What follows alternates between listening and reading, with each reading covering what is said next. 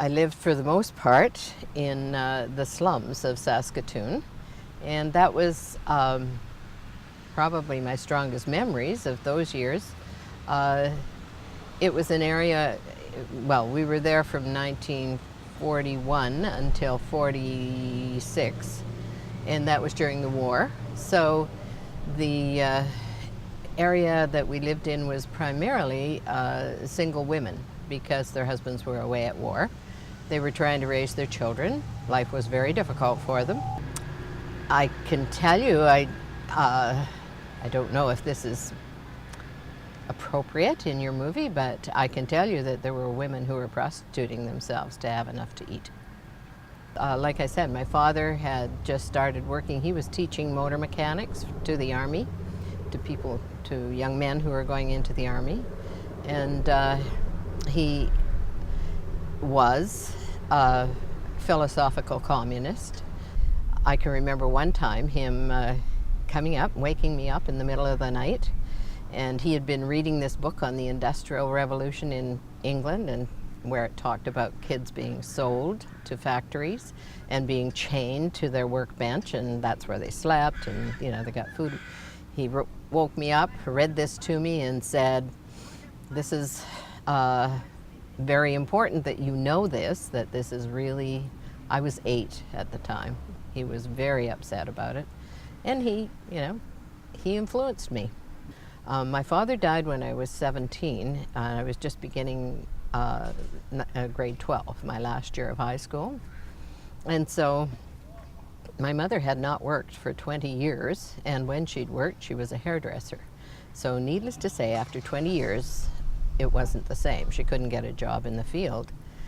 She had never taken responsibility for the household business, and so amazingly, she started her own business because she couldn't earn a living any other way. She bought a dress store in Cutknife, Saskatchewan, which, if you know Cutknife, is very, very small. And I don't know why she thought she could make a living in a dress store in a town that small, but she tried it. She went broke within the year and started a restaurant because she knew how to cook. And lo and behold, she did very well. And mostly the traveling salesmen who were coming through on their rounds in that part of the area would stop in there, make sure they got there for dinner or supper because she was a good cook. So she supported my brother until he went away to Ryerson and became a journalist. I went to business college because we couldn't make a living in Cutknife, and then got married and started to raise a family at 19. Why? Because I was pregnant and 18, and that was so long ago. That was 1954, so there weren't a whole lot of options. So I asked Glenn if he loved me enough to marry me, and he said yes, so that's why we got married. So we were very, very poor. It was a big struggle, and we were totally ashamed. And I can remember people in the community. We lived in a small town in northern Saskatchewan, and people in town had a very, negative view of who we were, and I knew that. We moved back to North Battleford. My husband was the manager of Saskatchewan Government Insurance Salvage Office. So what that was government insurance, like ICBC here, insures the cars. When they're wrecked, they own the cars, the salvage, and they take them apart and sell the good parts. So he was a manager. It's not a highly political job at all, but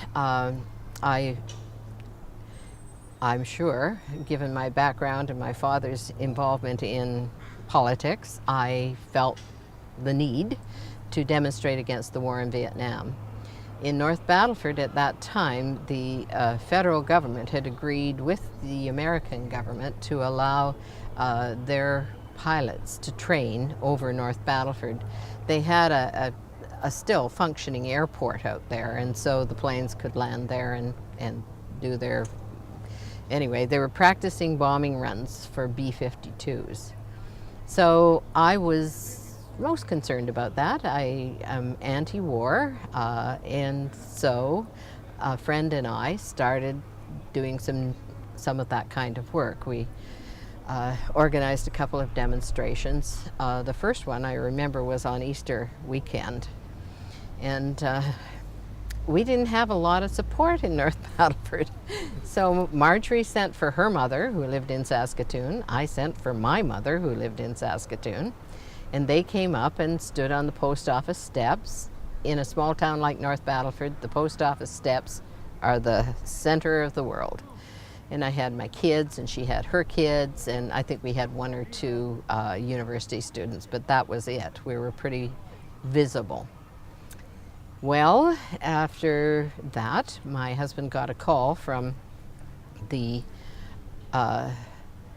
senator from North Battleford saying, "You better reel in that wife of yours or you will never get another promotion in the government." And Glenn said, and this is why obviously I loved him so much, he said, "Even if I could, I wouldn't, because I believe she has the right to say what she believes."